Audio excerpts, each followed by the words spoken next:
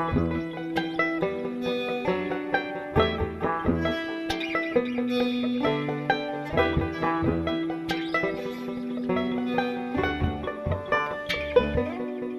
everyone, welcome to Joleedo Thrones, the premier Game of Thrones podcast on the Joleedo Podcast Network, where we cover topics ranging from progressive politics to superheroes.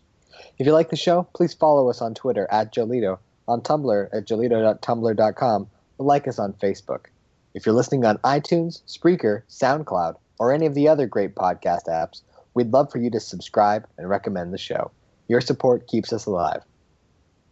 I'm your host, Alex Lee. And here with me today is Jason Johnson. How you doing, Jason? Doing pretty good, Alex. Great. Today we're going to be talking about Episode 4 of Season 6 of HBO's Game of Thrones. As a warning, we will be covering series and episode-specific spoilers during today's show, so if you're not caught up, come back after you are. You've been warned. Man, the episode had some pretty crazy moments, but overall it seemed like there was a lot of kind of setup for episodes to come. What did you think?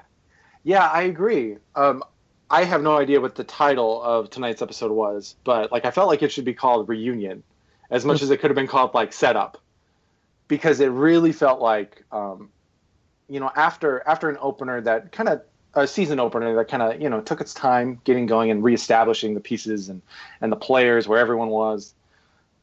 Finally, it's like the pieces have moved. It really reminded me of episode 2 in a way. It's just another big episode where, we're setting up for some pretty big moments, some pretty big confrontations. Either maybe in the next episode. I did not see the preview for next week, but definitely this season for sure. Absolutely, and we'll get to the preview in a moment. But oh dang! Let's start with where the episode begins, at the Wall. We start off staring at the Lord Commander's sword, given to Jon by Mormont, and now seated when Dolorous Ed comes in and confronts Jon about what he's going to do, and if he's really just going to rage quit the Watch, like at the end of the last episode. Right. And so this is when we get our first reunion, like you pointed out, when Sansa shows up with Brienne and Podrick. Yeah, absolutely. There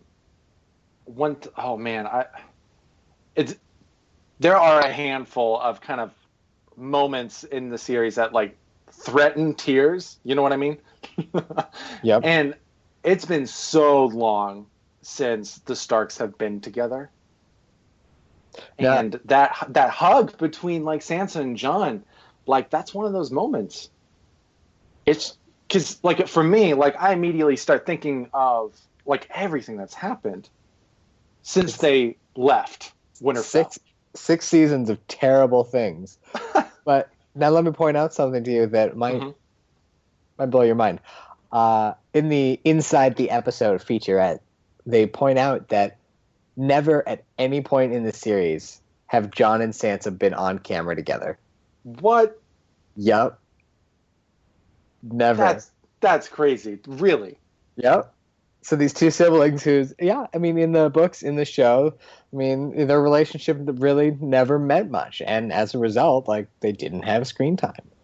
And now so they talk about how that was kind of an interesting thing to kind of put together as a scene where you've got these two people that have never interacted, but through their shared grief, different yet similar, they embrace each other as family. And this relationship that both of them had cast off, and as we see, as Sansa apologizes profusely and begs forgiveness from Jon for how he treated, they both realize that this is kind of all they have left.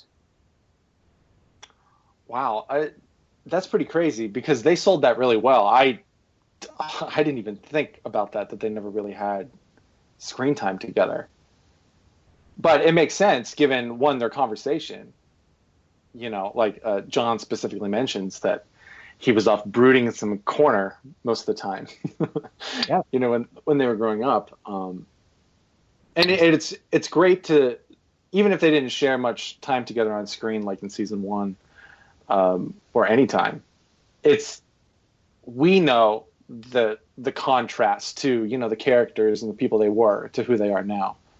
And especially with Jon, like Jon's character. I mean, he's about to be the king of the North, so he's definitely a leader. But what's kind of cool is that he's not eager to go into battle either.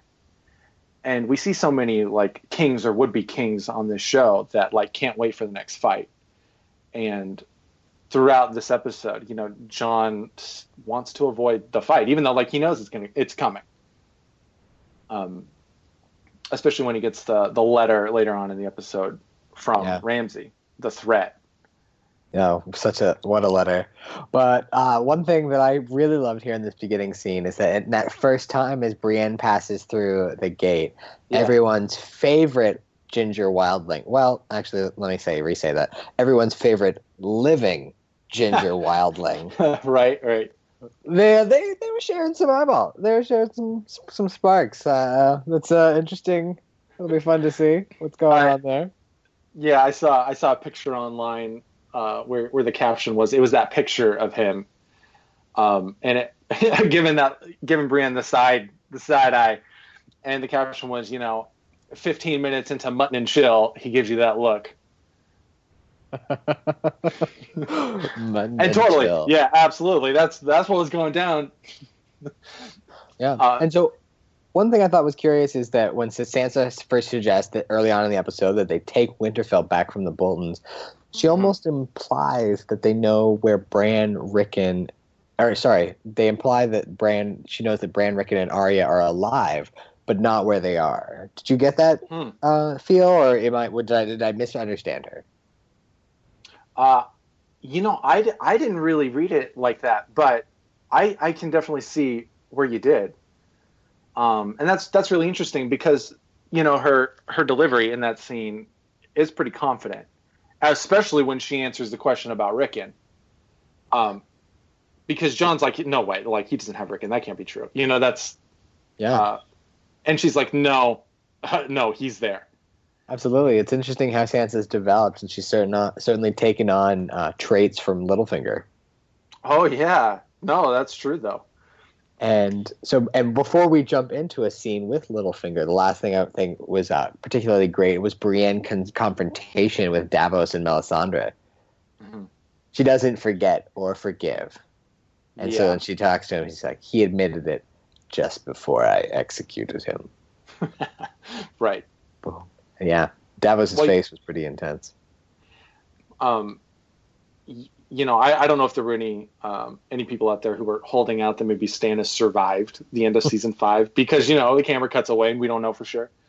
Unless you listen to the interviews or read interviews with the actors, then you would know that he did die. But in terms of like what's seen in the show, like that's kind of like the big confrontation. Not that I ever doubted that Brienne was going to kill him. Absolutely. He was a dead man the moment she found him. But it's quite the thing to have her confirm it. I think once and for all that Stannis is dead. She executed him, and the way she talks to Davos and Melisandre, they better be watching their backs, especially Mel. Yeah, absolutely. Davos may help Brienne kill Melisandre once the truth behind Shireen's death comes to light, because he doesn't know the specifics, right? I'm not exactly sure. So what do you think that he thinks? My assumption is that he just knows that she died, not how it happened. I see. Yeah, maybe not. Maybe I'm misremembering it, but I have to wonder if a plot point in the future here that's going to pop up, because Davos and Melisandre have had this really interesting, not combative relationship, but they're definitely at odds at times, and like right now they're on the same side. That's happened as well, whether it's Davos just following Stannis' orders in the past, or last couple episodes with, resurrecting Jon Snow. So yeah, I wonder if, that relationship is going to come to a head if Davos doesn't know what went down specifically with Shireen's death. And when he finds out, he's not going to be happy. Unless I'm misremembering and he already knows, then I don't know why he didn't already kill her. Yeah. You know? I don't know. I think you're right. There is more complications in that relationship to come. Absolutely. Or maybe that's an option writers and the showrunners can pursue.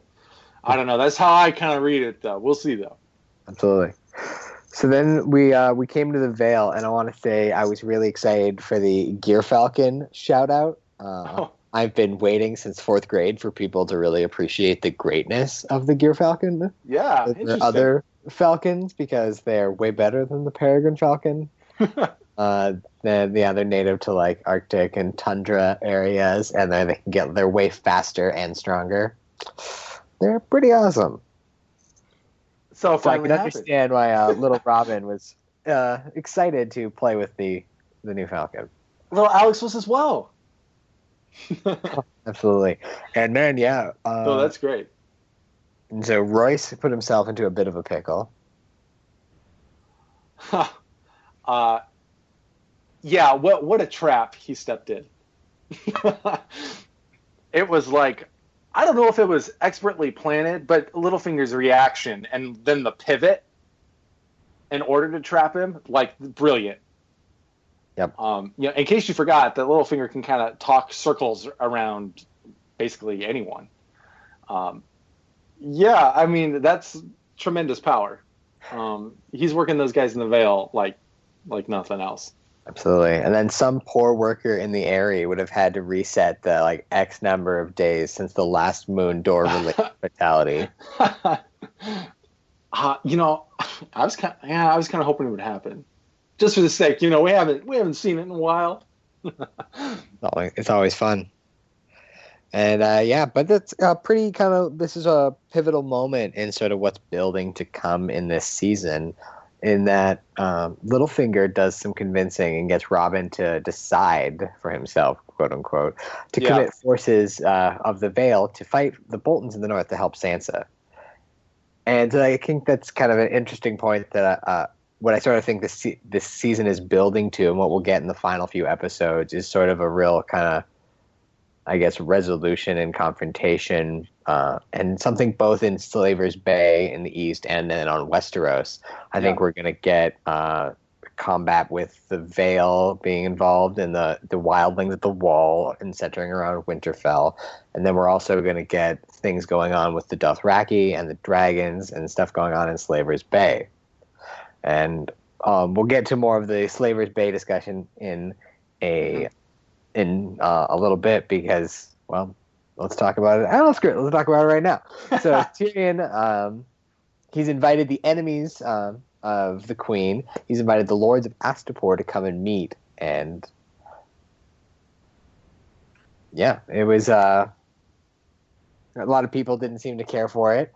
Both Grey Worm and Missandei both were like noticeably upset that they're having this conversation going on, and understandably, they both were slaves, and these are active slavers that are resisting the rule of the great emancipator.